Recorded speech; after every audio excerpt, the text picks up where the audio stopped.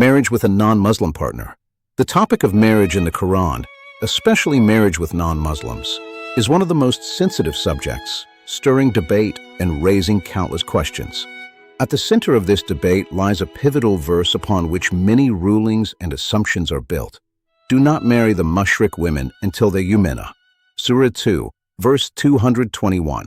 The common understanding is straightforward, a prohibition against marrying a Mushrik woman until she enters the religion of Islam. But what if the verse carries a different meaning? What if the words hold deeper layers, more connected to our psychological and social reality?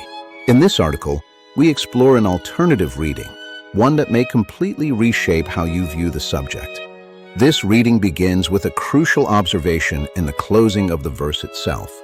He clarifies his signs for the people so that they may remember.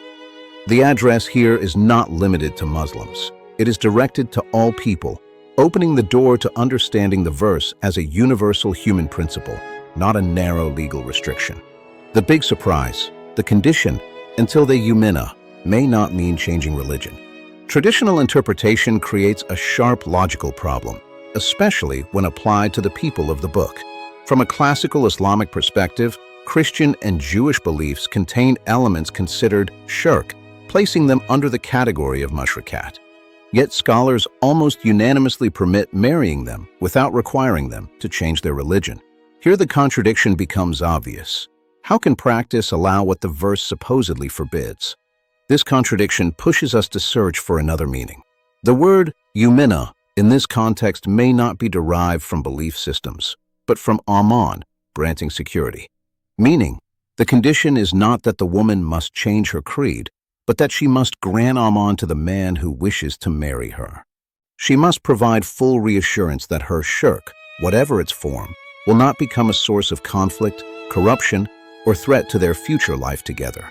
With this understanding, the verse shifts from a rigid doctrinal rule to a profound psychological and social principle for building a successful relationship.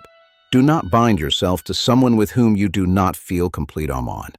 This focus on aman, rather than creed, becomes even clearer when we examine the Qur'an's precise terminology, which carefully distinguishes between a mushrika and an entirely different category. Some may ask, why does the verse specify mushrikat and not kafirat?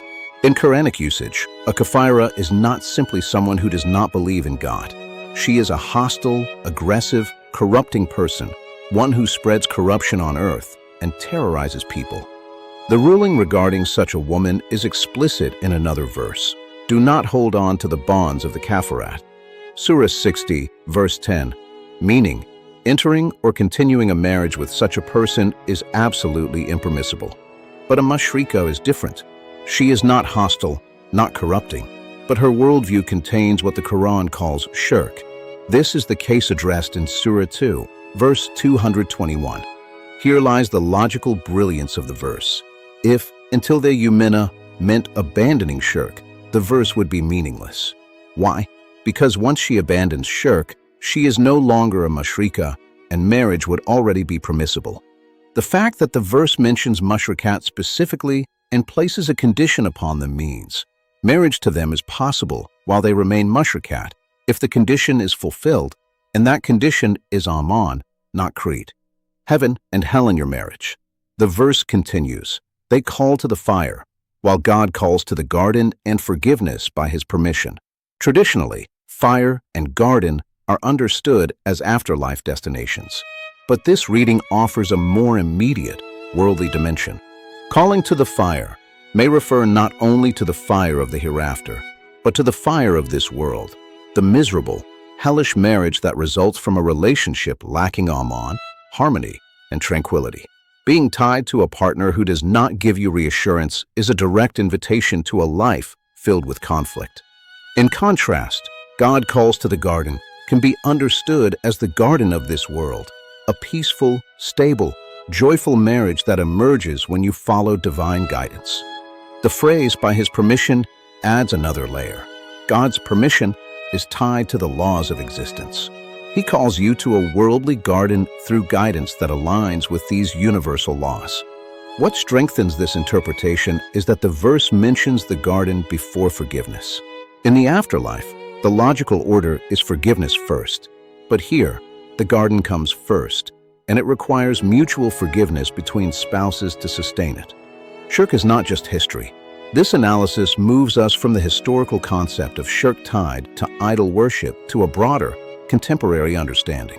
Shirk can appear today in intellectual and behavioral forms we often overlook.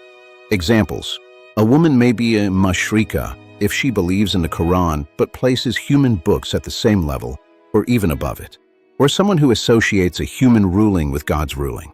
Someone who believes in killing the apostate may be Mushrik in this sense, because he associates a human ruling with God's ruling, even though the Qur'an does not prescribe such a worldly punishment. This understanding makes the verse alive and relevant. The question is not merely the partner's religious label, but whether their worldview fundamentally clashes with the Qur'an's essence in a way that makes Aman impossible. Conclusion: a call to reflect. From this perspective, the verse transforms from a rigid legal prohibition into a profound, universal guideline for all humanity. It is a divine call to place the foundations of a successful marriage at the top of our priorities: Aman, tranquility, and inner peace. It teaches us to place relationship quality and psychological safety above all other considerations. And so, we are left with a powerful question. In a world growing more diverse, how might this understanding reshape the way we approach human relationships as a whole? Based on Dr. Khaled Al-Said Hassan research on transitive Aman. Thanks for watching.